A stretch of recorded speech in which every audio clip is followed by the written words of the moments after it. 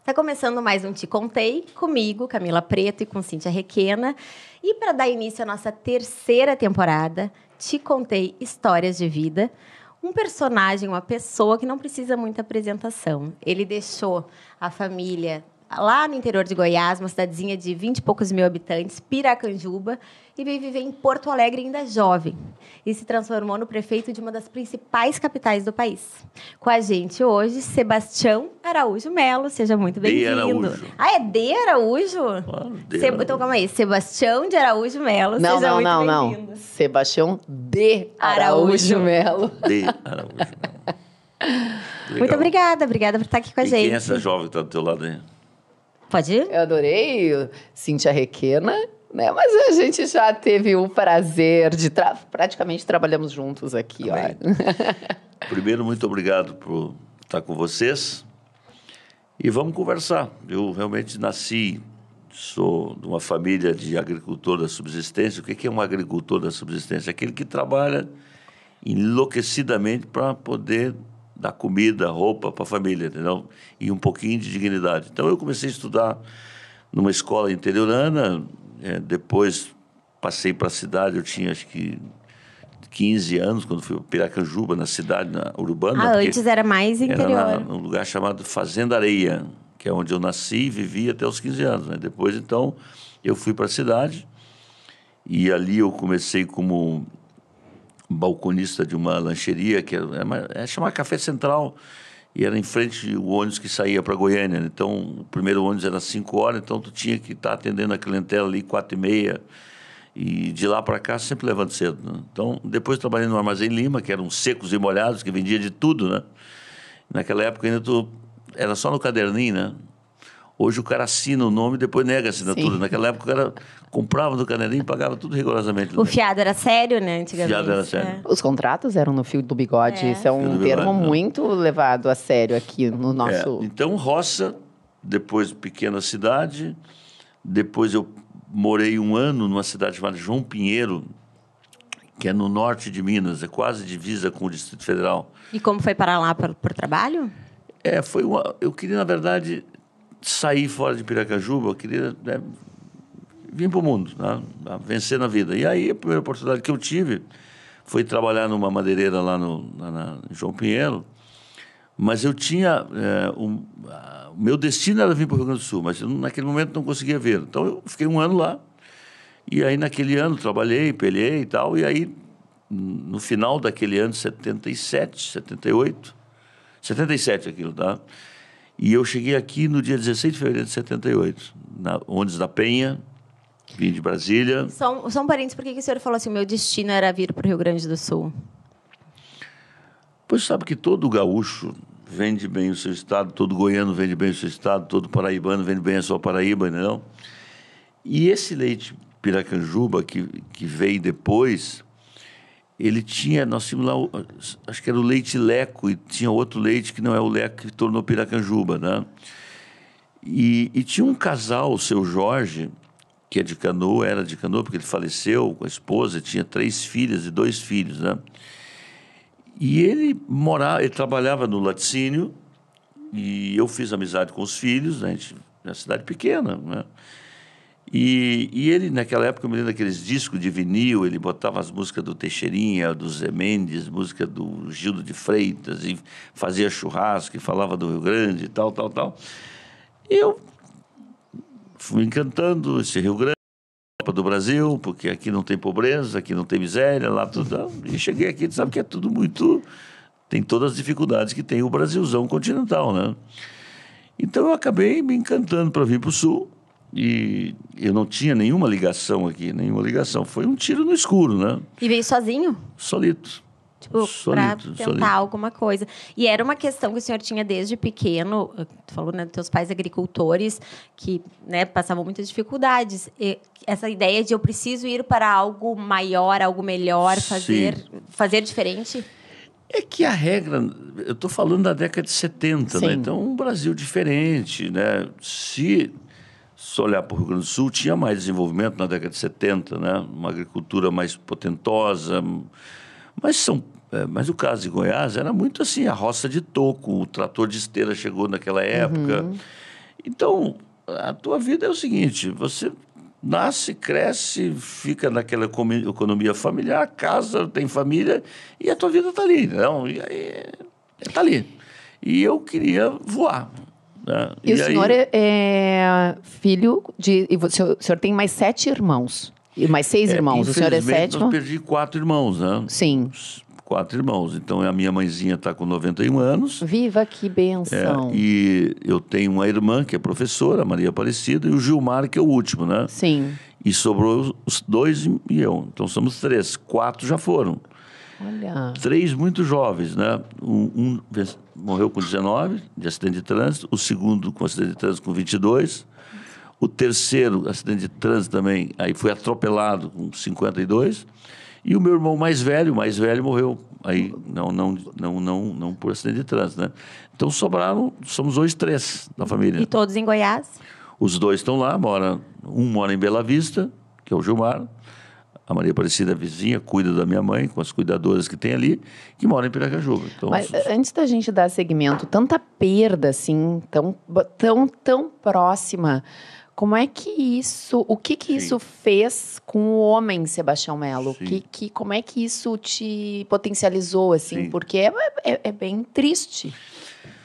Ô, Cíntia, a caminhada terrena nos reserva desafios diários de alegria, tristeza, de perdas, de ganhos. Né? Então, você perdeu uma pessoa que você ama, você perde um pedaço de ti, né? Essa é a verdade. Né? Então, tu perdeu um irmão, perdeu o pai. E realmente, quando eu sou muito conformado quando eu seja familiar, um amigo, né? Uma pessoa que cumpriu a sua missão, né? Porque a vida terrena é finita, né? É finita. Tu nasce, cresce, contribui. Então, tu tá lá com seus 80 anos, bom, tu cumpriu a sua missão, né? Hoje tem gente aí com 90 anos, legal, né?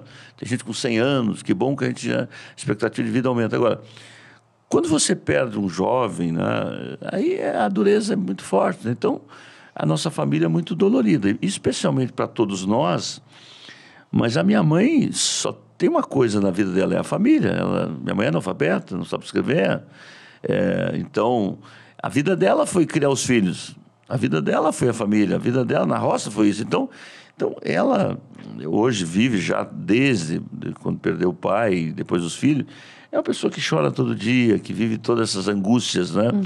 Mas, enfim, a vida é essa. Eu tenho procurado como filho, desde o primeiro momento, por ter uma cabeça mais aberta, os meus irmãos até, do ponto de vista patrimonial, o que faleceu agora deixou um belo patrimônio, né? Mas um ritmo de vida assim, muito pandurismo, sabe, de não dar conforto. Então, eu, desde que tive aqui em Porto Alegre condições de trabalho, eu sempre mandei um dinheiro para minha mãe, meu pai, minha mãe. Depois aposentei ela com salário mínimo, né? Mas agora, hoje, ela tem 3 pessoas que cuidam dela, então agora tem que entrar uma 4ª, porque ela está com muita dificuldade também. Então, eu sempre fiz a minha parte. Eu acho que o último dever de um filho, né? Eu espero que cada filho do mundo inteiro faça o seu último dever, que é cuidar dos seus pais, o que não é regra hoje. Não é regra, infelizmente. Não é regra, né? Mas eu concordo com isso. Eu posso dizer isso porque eu fui advogado durante 12 anos, cravado, aqui em Porto Alegre, na comarca, e fui muito clínico geral, né? Depois acabei indo para o Tribunal do Júri, e sempre quando me perguntam, Melo, mas vereador, deputado, vice-prefeito, prefeito, tu conhece a cidade, tu conhece as pessoas? É verdade, verdade. Mas aonde você mais conhece as mazelas humanas é no judiciário. Porque lá essas entranhas aparecem, né? Ou seja, é o filho que quer tomar a pensão do pai, é o outro que falsificou o documento, é o outro que maltratou, é o outro que amou demais. Então tem de tudo um pouco, né? É o desarranjo familiar, é o casamento que deu certo até agora e vira inimigos 2 dias depois. Então, assim, no judiciário tu conhece o desarranjo social das pessoas mais do que qualquer outra camada da sociedade. Não?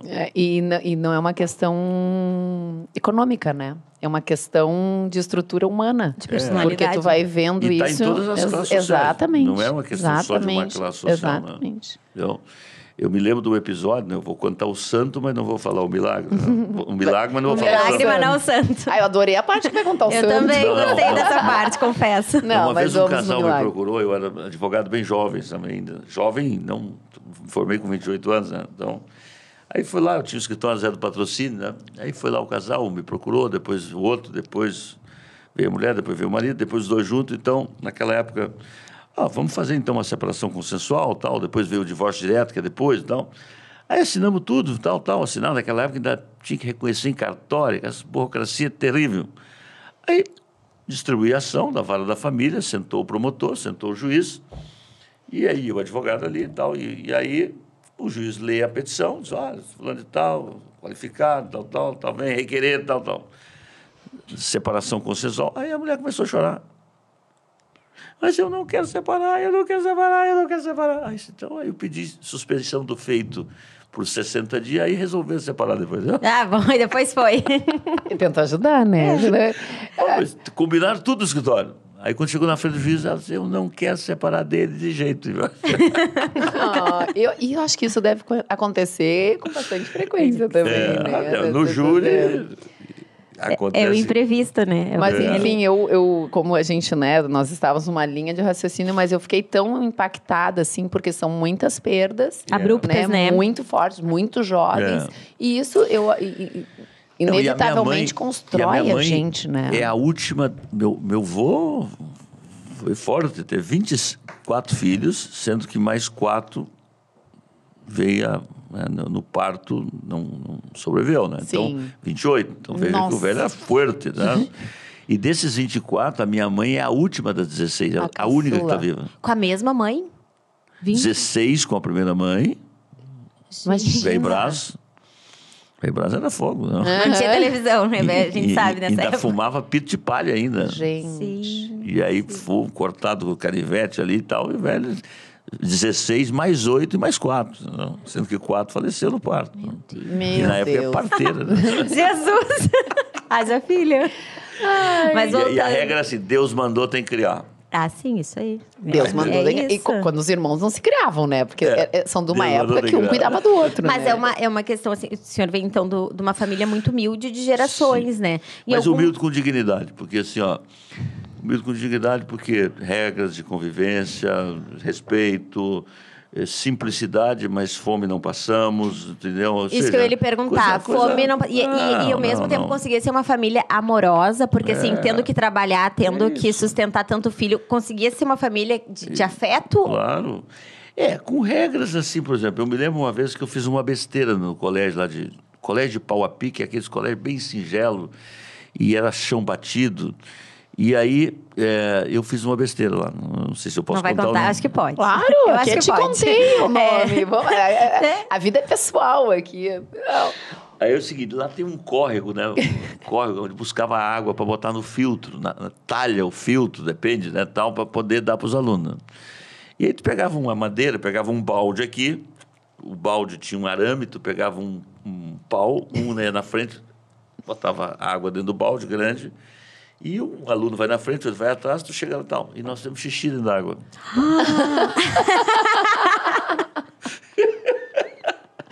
E aí, eu fui parar aonde? De joelho. No milho. No milho. No milho, claro. Eu não tinha milho. Olha, nunca mais esqueceu. Foi um aprendizado Eu cheguei eterno. em casa e a professora contou pro pai, e o pai bateu em mim. Claro, Sim. mas era... Pegou uma vara de um de boi e me deu. Nossa, a gente tinha uma... Bateu forte. A nossa noção de Não hierarquia, esqueceu, né? de autoridade era... Então, assim, tu diz convivência, amor, afeto, mas assim, é que na minha geração, o jeito que fomos criados, quando... vamos imaginar que o pai recebesse alguém na sala lá, tal, vinha alguém visitar, no interior é muito raro isso, mas... Chegou lá, se ele olhava, se ele não quisesse, estava na sala, já olhava, tu sabia que tu olhava. ali, não? Sim, por isso que eu lhe perguntei, porque as realidades mudaram, né? Ali era muito difícil, tinham que ter muitas regras, porque eram muitos filhos, muitas dificuldades. Mas e aí? Daí tu tivesses um pai, assim, até porque a geração era assim, né? Ajoelha no Lázaro milho. de Araújo Melo. Não, porque não, né? Araújo Melo. E o Sebastião pai. Daí como é que foi essa... Certo. Bom, primeiro, né, eu casei novo aqui com a Maria Angélica, que é a minha primeira esposa, que já faleceu, tá? A mãe do Pablo, já faleceu nova. Que a conheceu como aqui? Eu morava na casa do estudante, certo? E ali na casa do estudante tinha acho que, se não me engano, o cara é o Adair, que era Adair, né? Acho que ali da Cidade Feliz, ali, ele trabalhava no mesmo escritório que a Maria Angélica trabalhava, né? E eu acabei conhecendo ela através do Adair, num desses eventos aí. Então, mas foi um casamento curto, foi de 78, 79, união de fato, né, até 85. Depois eu fiquei de 85 a 91, 92. Aí foi aquele período que eu vivi um pouco a vida. Sim, curtiu. Curtiu. Bom, faz parte. É preciso. Né? Tinha um pouco a vida que eu disse, solteiro. Não? O senhor estava se preparando para o próximo casamento, né? Isso. E sempre quando o cara se repara, eu não vou casar, não. Sempre, é um discurso masculino, é verdade. E aí eu conheci a Valéria, né, que é a minha atual companheira, nós temos mais de 30 anos juntos, né, que é a nossa primeira voluntária de Porto Alegre. Né, e aí conheci a Valéria, né, também de uma família, elas 5 irmãs, né, tu imagina? 5 irmãs. Né? E então, de lá para cá, é minha companheira, né, e temos o João, que é o João Arthur Leopoldino Melo, que é o segundo filho. Então, convivi, complementando a tua pergunta, eu me separei da Maria Angélica, o Pablo tinha 5 anos, né? Em torno de 5 anos. Então, aquele primeiro momento ali, não pela minha parte, a Maria Angélica era muito ciumenta, não aceitava a separação, então não foi uma coisa assim muito normal esta conversa. Depois as coisas acabaram se acomodando, né? Porque eu sempre acho assim, né, que é o ser humano, não tem. O ser humano é o ser humano e não tem. Eu acho que a regra deveria ser, bom, tu casou, tu tem filho, não tem filho. Bom, não deu certo, tem que ter uma relação de respeito, convivência humana e não entrar nessas coisas. Mas não é assim, né? Eu que advoguei e eu que vivo a política, sei que não é assim, né? Tem casais que se separam e se odeiam, tem casais que casam e conseguem conviver com a outra companheira, e tem de tudo um pouco, né? O senhor não teve muito contato com o primeiro filho, então, nesses... Não, no primeiro momento, mas depois isso acalmou. E o senhor conseguiu ser um pai diferente, assim, tinha essa questão, acho que tu perguntou, né, da paternidade.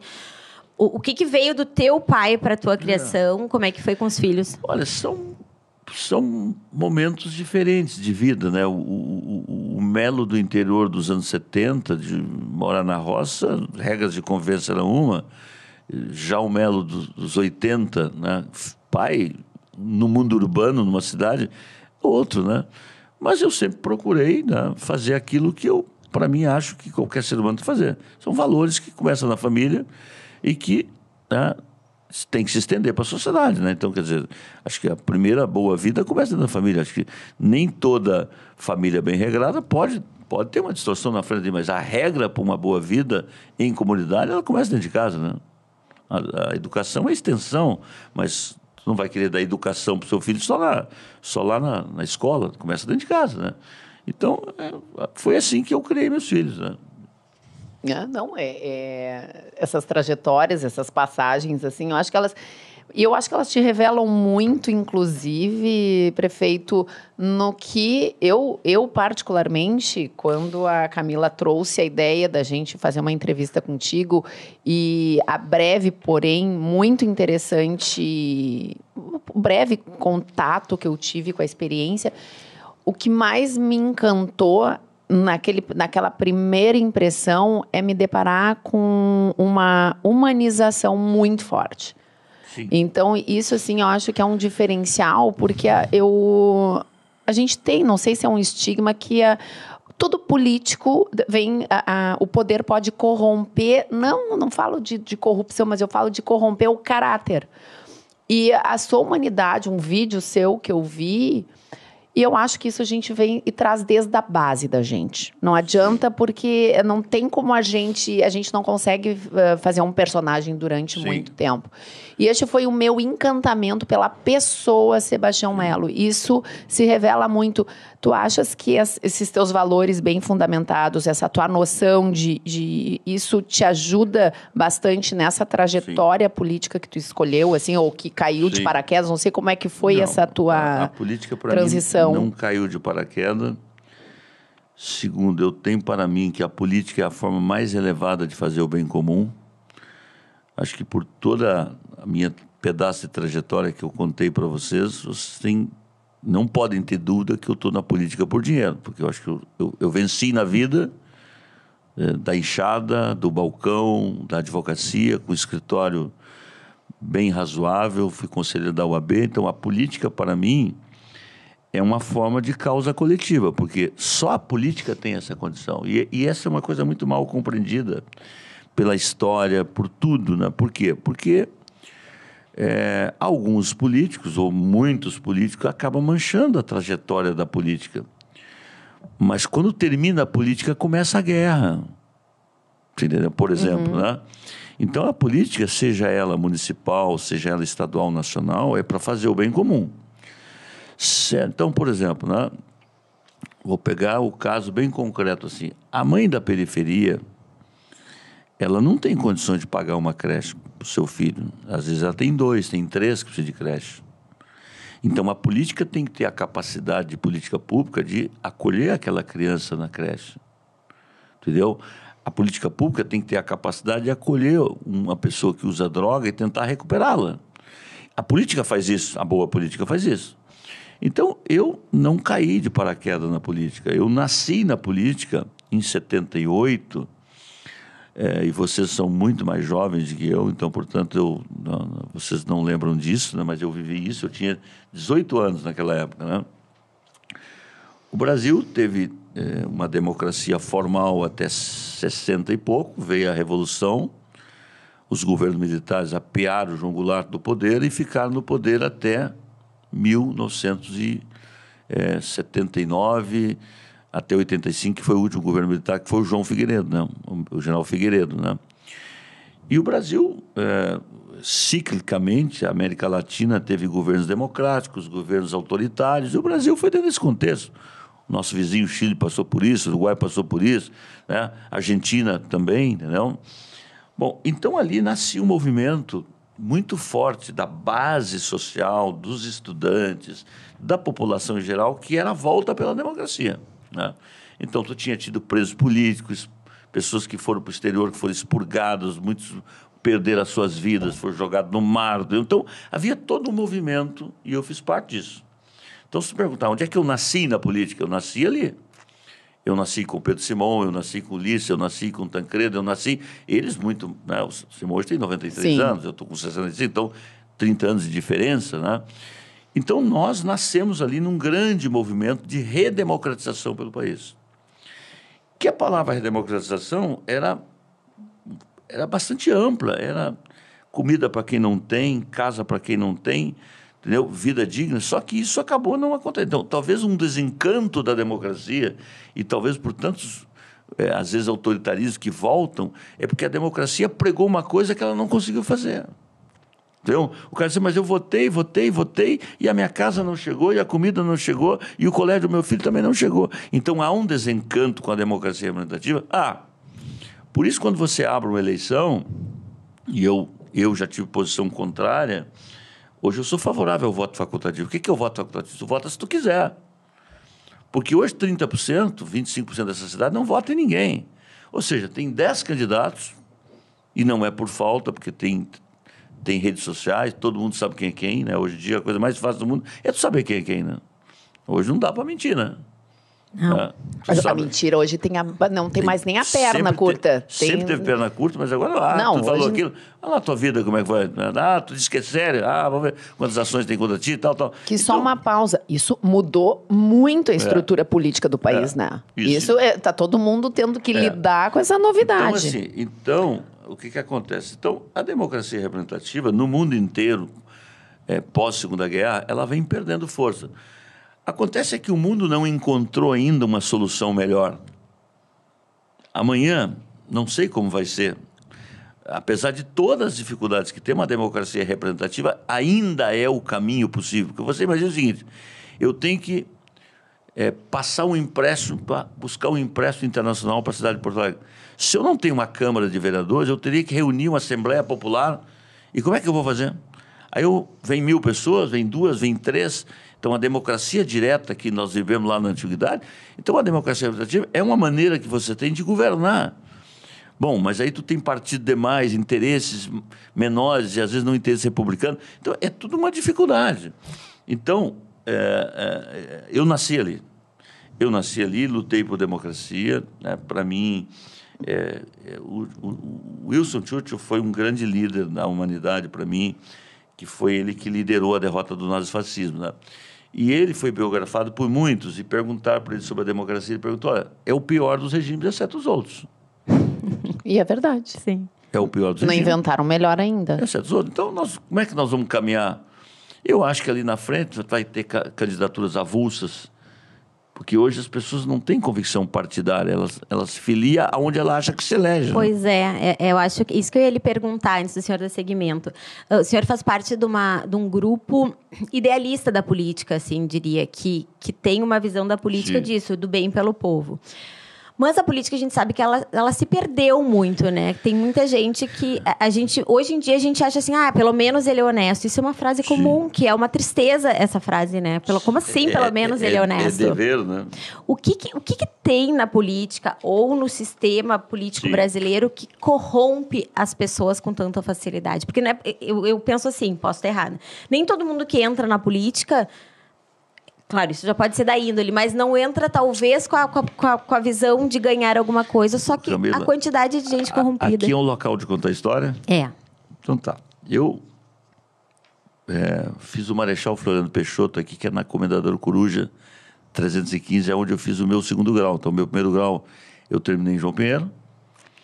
Segundo grau eu fiz aqui em escola pública, aqui em frente aqui o Shopping Total. Morava na casa do estudante, ia todo dia a pé pela Cristóvão, Barros Cassal, Independência, Otávio Rocha, Fernando Machado.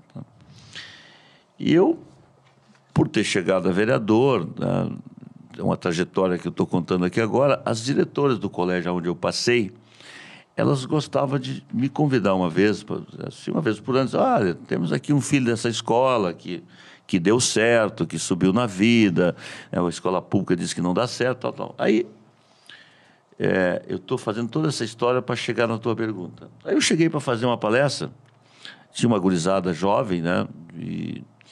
E aí, antes de eu começar a falar, o cara disse, todo político é ladrão, é sem vergonha, isso aqui. Ele falava horrores, e eu ouvi aquilo. Aí eu disse, eu vou fazer desse limão uma limonada. Aí eu perguntei assim, aí agradeci a diretora, estava na sala comigo, juntaram várias turmas, perguntei, quem é que cola na aula aqui? Aí levantou a mão, 1, 2, 3, daqui um pouco era um paliteiro. Gente que colava. Ou seja, passava colando. Aí eu perguntei assim, tu mora onde? Eu me lembro disso, que eu moro no Beco do Adelar. Tem algum açougueiro lá que vende 1 quilo de carne quando vai pesado a 800 gramas? Eu tenho um ladrão lá, sem vergonha. E tem outro que vende o pão, e tem outro que vende o terreno que não é dele. Aí o outro levanta, não, mas eu conheço um advogado aí que toma o dinheiro da velhinha e não paga. Aí deram 5 exemplos. Eu disse, só os políticos são corruptos, então? Então, se tem político corrupto, é porque a sociedade é corrupta. Tá na estrutura. Se tem político honesto, é porque tem gente honesta. Então, assim, a gente tem que tratar isso, porque não dá para dizer que é só a classe política que tem problema.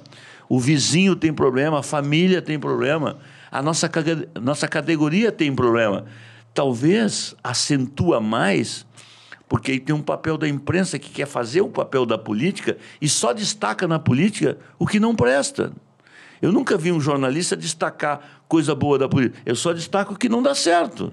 Não, tem coisas que dá certo, tem coisas que não dá certo. Mas isso é no todo, né, prefeito? Porque eles noticiam muito mais tragédia, que dá muito mais ibope. O ruim vende mais. Então, eu quero dizer o seguinte, então, tem problema? Tem, de caráter, de desvio, de todas as áreas.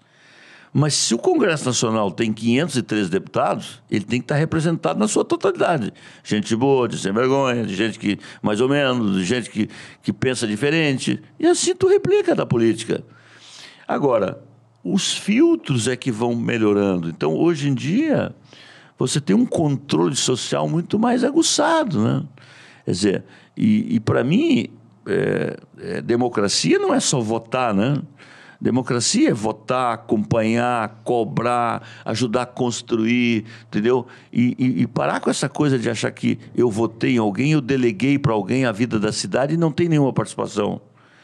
Eu vou dar um exemplo de coisa que está dando muito certo em Porto Alegre. Nós temos 300 prefeitos de praças, homens, mulheres, jovens, média idade. O que é um prefeito de praça? É um voluntário que ligou para o 156 ou tem uma relação com a gente. Por isso é o seguinte, gravando vídeo para dizer, adote o espaço público perto da tua casa. Faça do espaço público como se fosse uma extensão da sua casa. Então, o que faz esse prefeito? Ele adota uma praça, ele cuida se o banco está pintado, se a iluminação está boa, se a grama está cortada, se tem morador em estação de rua. Ou seja, ele exerce o papel que qualquer cidadão deveria fazer numa cidade. Que é, né? Porque e ele reporta a prefeitura? Tem um gerente de praça que cuida dele, não?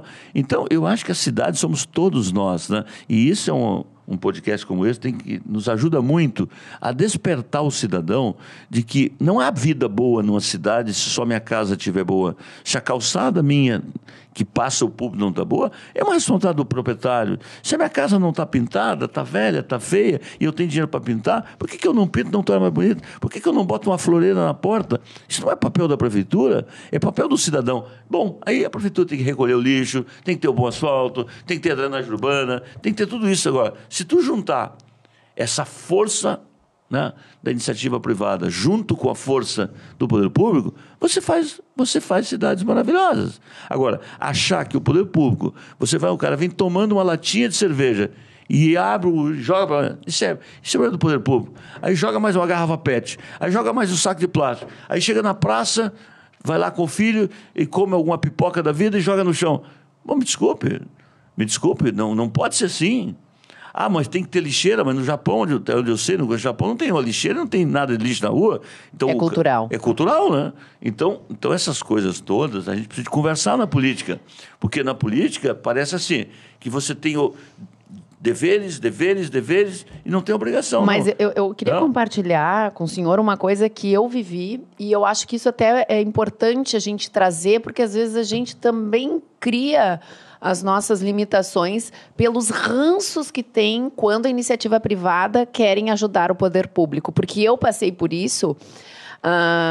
Eu tive 3 situações. Eu sempre trabalhei muito com doações para a cidade, eu acabo fazendo isso. Eu tive uma situação de uma creche lá no Belém Velho, e a creche estava com um problema que toda a pracinha da creche estava enferrujada. E eu fazia um evento na época e toda a renda arrecadada era para benfeitorias em coisas. E aí eu disse, bom, eu vou chegar aqui porque aqueles bebês gatinhando por aquilo, eu digo, isso aqui é um perigo.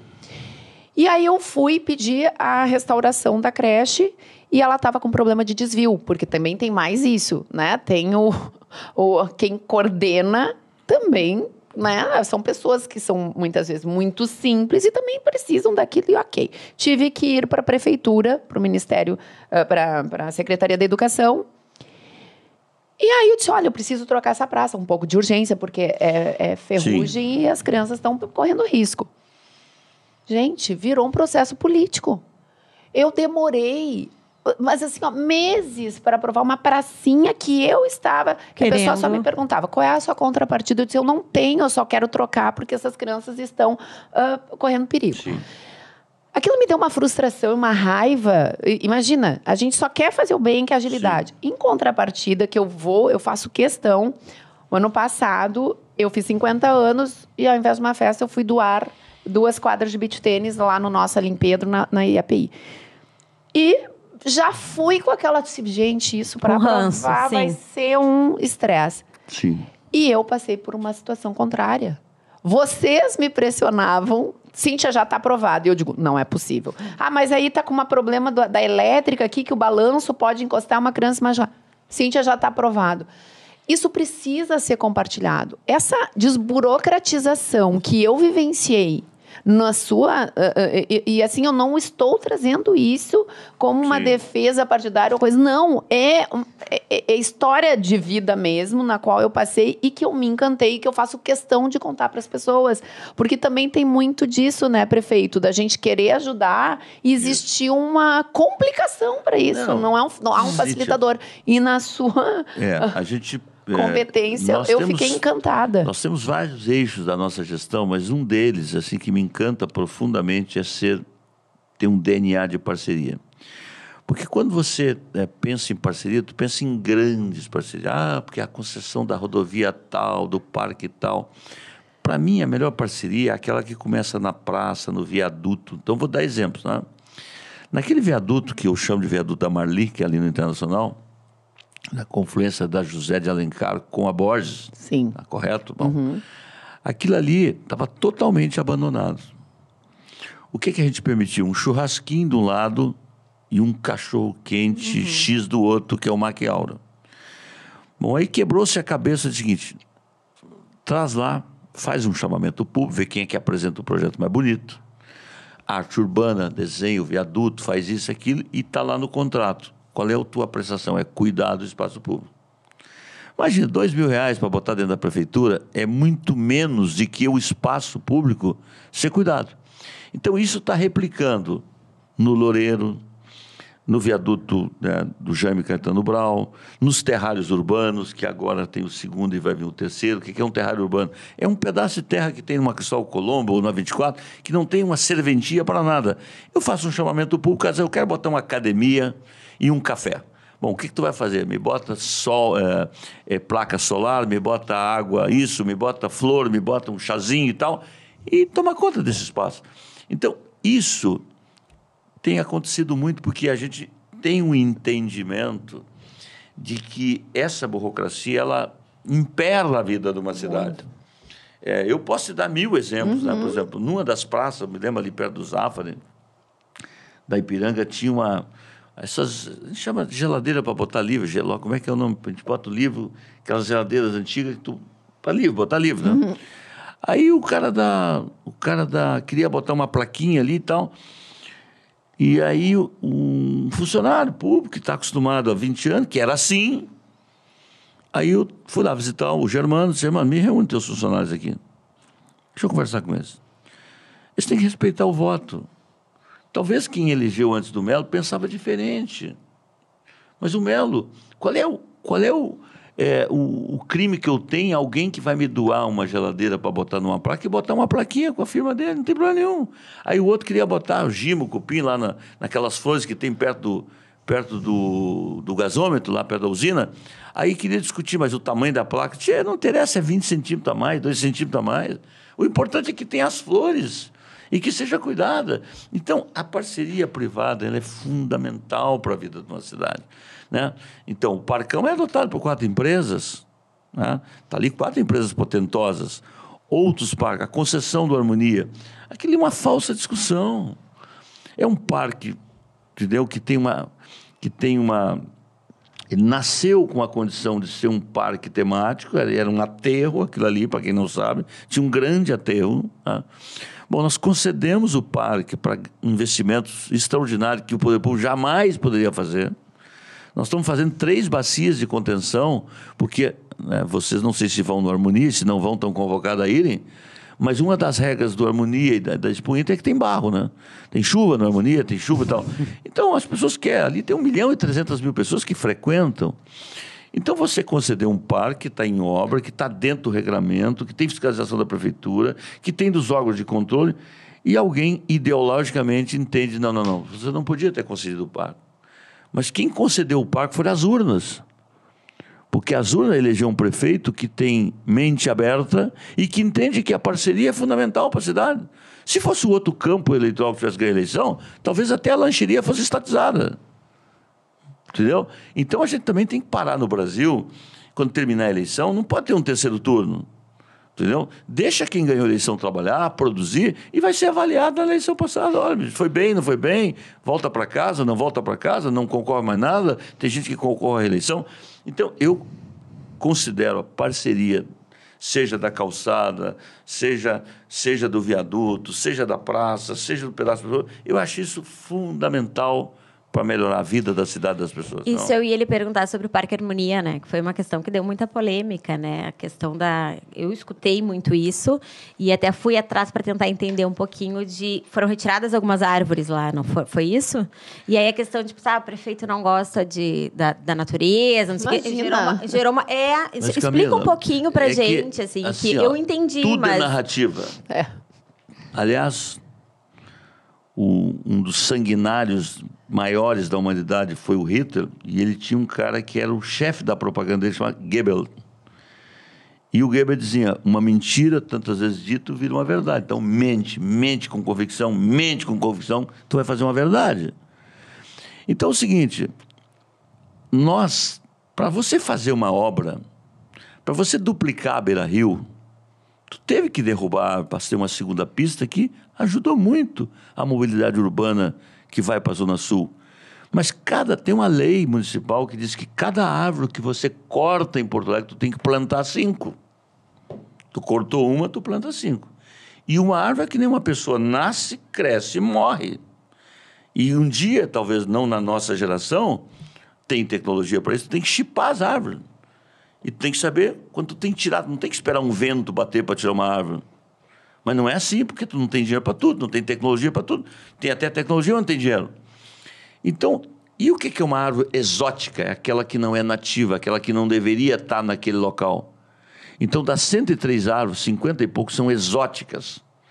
E mesmo exótico ou não exótico, nós vamos plantar 500 árvores. Então, para fazer a intervenção, para passar o cano do esgoto, para fazer a bacia de contenção, para fazer um parque, para fazer a calçada, você teve que retirar árvores. Então, mas isso está dentro do plano de manejo. Quando você licenciou a obra, você deu essa autorização. E não caiu de lá um meteoro, agora eu tiro a árvore. Não, está dentro disso. Eu achei importante o senhor falar sobre isso, porque foi uma questão forte, aí, né? o que acontece, né? Bom, aí, aqueles que não concordavam com a concessão do parque e não concordam que uma gestão possa conceder iniciativa privada, porque a concepção dele tem que ser tudo público.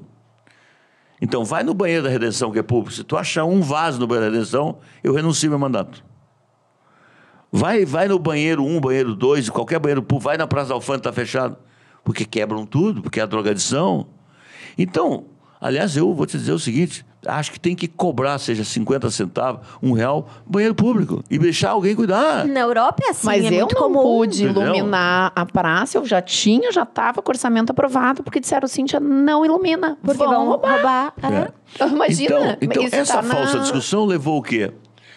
Levou a um pedido liminar que entrou e foi deferido no final de semana, mas era tão urgente para interromper a árvore da harmonia. Quer dizer, então, quem estava no plantão, quem entrou sabia, que pensa igual, deferiu a liminar, e aí que tu criou um problema com a festa que é sagrada para os gaúchos. Porque pode faltar qualquer festa no Rio Grande, mas uma não pode faltar, que é a gauchada. Sim. Não pode. E a gauchada reúne no Harmonia desde lá, há tantos dezenas de anos, e aonde tem quase 250 piqueteiros. O que é um piqueteiro? Ele vai lá e faz uma casa lá dentro. E ele foi o fogão dele, ele bota a panela de ferro dele, ele ouve a música dele, ele traz o CTG dele, ele curte aquilo que é a tradição. E o Harmonia não condiz, né, com toda essa força, realmente. Senhor. Eu acho isso mesmo. É barro e a gente sempre tem umas artes que chove.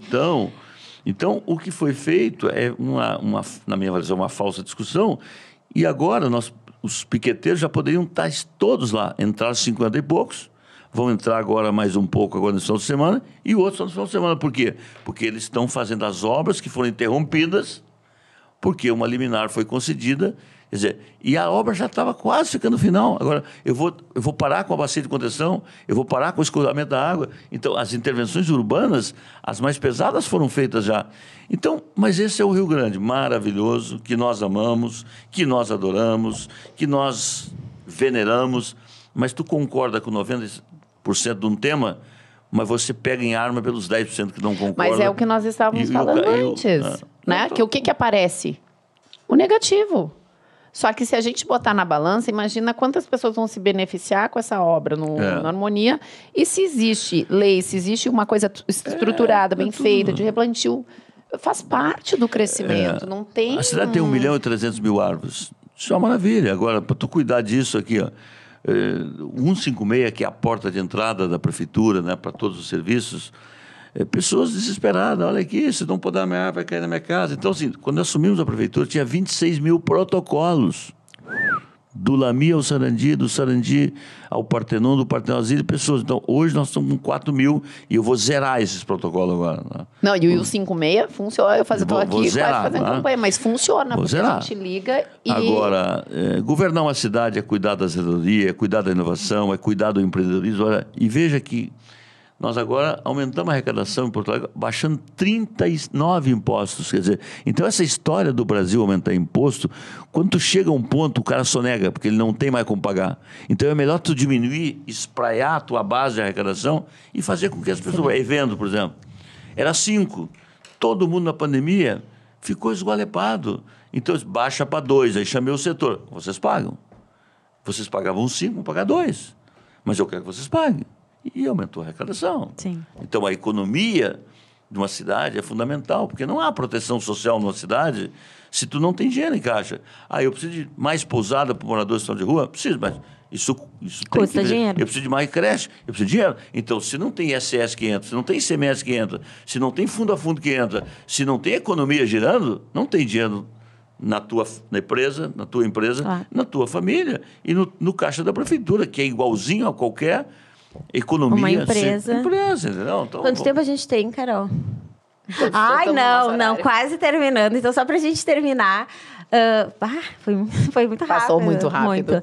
Prefeito, conta só um pouquinho. Voltaremos. Pra gente encerrar, assim, a questão do... Quais são as suas aspirações políticas a partir de agora? Assim? O senhor, bom, prefeito, foi vice, agora prefeito da cidade. O que vem pela frente? A minha inspiração é continuar com esse mesmo gás, entusiasmo, dormindo cedo, dormindo tarde, levantando cedo e ser um bom prefeito até o dia 31 de dezembro de 2024. Esse é o meu mandato. Se a minha inspiração, qualquer outra, eu desfocaria do que a missão que o povo me deu. Eu tenho que devolver essa cidade em dobro que ela me deu de oportunidade. Você imagina você nascer lá no Cafundó, pegar um ônibus, chegar aqui, começar numa casa de estudante, numa lancheria, carregando caixa na Ceasa, chegar à advocacia, conselheiro da UAB, tornar um advogado respeitado da cidade, ser reconhecido como prefeito, um migrante. Então, se tem alguém que não pode fazer feio, sou eu. Eu tenho que devolver em dobro para a cidade o que ela me deu de oportunidade. Então, tu ser o mandatário número 1 da cidade que te acolheu, entendeu? Então, não pode dar errado. Então, a minha missão, eu sempre digo aí para o pessoal que trabalha comigo, prepare que no último ano a aceleração vai ser maior. Né? E tem algum desejo aí guardadinho para entregar a Porto Alegre? O que assim, uma coisa que... Isso eu gostaria, não sei se eu vou conseguir, mas eu gostaria de fazer isso até o final do meu mandato. Olha, primeiro assim, eu acho que o primeiro valor de uma cidade é a sua gente, o seu povo, o seu jeito de ser. E aí falar de autoestima, porque uma cidade que não tem autoestima, ela pode ter todas as belezas do mundo, né? Então o prefeito tem que ser o primeiro líder da autoestima, da boa convivência, dos espaços públicos, de respeitar quem pensa diferente, e quem não respeita diferente não lidera ninguém, entendeu? Agora, do ponto de vista material, né? Eu penso que o maior legado é deixar uma cidade educadora, mais educadora, ou seja, que você vai com educação além da educação do colégio. Aliás, um dia desse a gente tem que voltar a conversar. Eu acho que se o Brasil não fizer uma mudança de chave na educação, não tem jeito, é o mesmo, sabe? Então, a educação precisa mudar de patamar, precisa de incluir verdadeiramente, precisa gerar oportunidade, gerar um aluno mais empreendedor, um aluno mais tecnológico, um aluno que saia da escola em condição de ganhar o seu dinheirinho. Então, eu penso uma cidade mais educadora. Com mais escola, seria? Não, isso, mas a cidade mais educadora é aquela que o trânsito, as pessoas não vivem aí xingando um ou outro, que as pessoas passem na faixa de segurança. Recolham lixo. Que as pessoas separem lixo, que as pessoas, sabe, reconheçam o espaço público, não como do público, mas como também dele. Então, o sonho meu é deixar uma cidade mais empreendedora, mais educadora, mais inovadora e com uma qualidade de vida melhor, né? Porque tudo isso que eu estou dizendo só tem um sentido. É você ter uma qualidade de vida melhor. Né? Porque o que tu busca numa cidade é uma cidade que funcione. Né? Tu levantou... prefeito é que nem... Qual é o bom juiz? É aquele que ninguém fala dele no jogo. Vocês vão ter um jogo difícil hoje, né? Então, nós já tivemos um jogo difícil semana passada, né? Porque eu sou mãe de Colorado, então o jogo foi muito difícil também. O prefeito é muito parecido com o juiz. Se tu levanta de manhã, o DEMAI botou uma água de qualidade, funcionou. Tu botou, não tem energia, mesmo que não seja da prefeitura, mas eu também aprendi antes de ser prefeito. Tudo que dê certo numa cidade, não foi o prefeito que fez. Sim. Mas tudo que foi errado, é o prefeito que fez. Tá? Então, energia funcionando. transporte coletivo funcionando, sinaleira funcionando, posto de saúde funcionando, guarda funcionando. Aí tu anda na cidade, pô, peraí, minha cidade está funcionando, eu vou chegando, vou chegar onde eu quero e tal. Então, o primeiro dever do prefeito é fazer a cidade funcionar. Caminhão do lixo passar na hora certa, entendeu? Agora, também o caminhão do lixo passa na hora certa e o lixo está misturado entre o orgânico e o seco. Eu coloco o lixo depois da hora certa, né? Então... Posso fazer uma última pergunta, Carol? A última. Eu tive esse final de semana no mercado público. Fazia anos que eu não ia no mercado público, que é um pecado, né? Porque sempre que a gente viaja, a gente vai para o mercado público da cidade e a gente não aproveita assim, o nosso. Né? É assim. Mas, assim, tem algum projeto para o mercado público? Porque uma coisa me chamou a atenção. A gente está falando do banheiro, foi aí que eu me lembrei. Eu fui no banheiro e o banheiro, assim, é... ruim. Não tem tampa no banheiro, gente. Daí tu com uma criança, a criança tem que sentar ali, tu não tem o que fazer. E assim, ainda tem as partes queimadas, né? Tem algum projeto? Porque é um lugar tão... Tem restaurantes tão bons lá. Tem sim, deixa eu te dizer. Primeiro, o mercado ficou fechado aquela parte superior de 2013 a 2020, final de 2021, 2022. Eu, quando assumi, nós deixamos, eu fui vice até 2016, o prefeito que me antecedeu acabou tentando buscar uma lógica que não deu certo. Então, o primeiro desafio era reabrir o mercado do segundo piso. 10 milhões e meio reabrimos.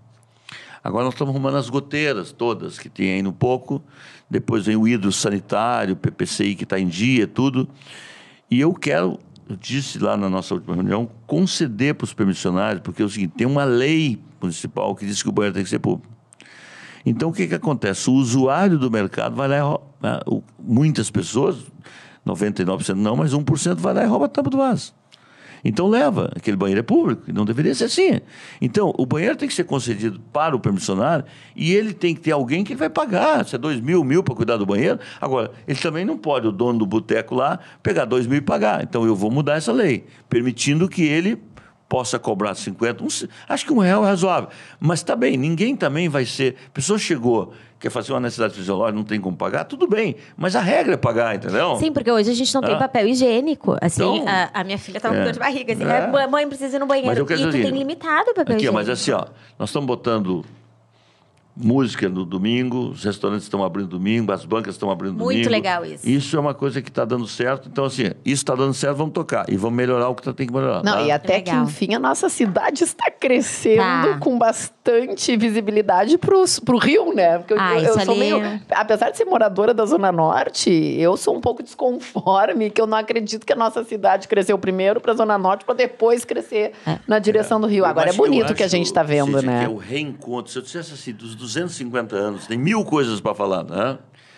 Mas talvez o maior ganho foi assim, é o reencontro do Rio com a cidade. Não, gente, eu tô viva para ver. A cidade nasceu com o Rio, afastou-se do Rio e reencontra-se com o Rio. Sensacional. Gurias, vocês me convocam aqui, saúde e paz, alegria estar com vocês, muito obrigado pela parceria.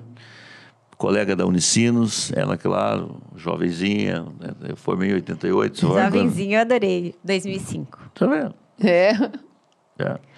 E a nossa querida Cíntia, que é uma empreendedora social, cuida muito aqui da cidade, nossa parceira, do Alimpedo e de tantas outras, das creches. Então, adoro. Sigam a Cíntia, o exemplo da Cíntia, e vocês vão bem, né? Obrigado, viu, gente? Né? Obrigada por ter vindo. Muito Se tudo foi no mercado por domingo, tem que ir, tá? Tá. Abraço. Abraço.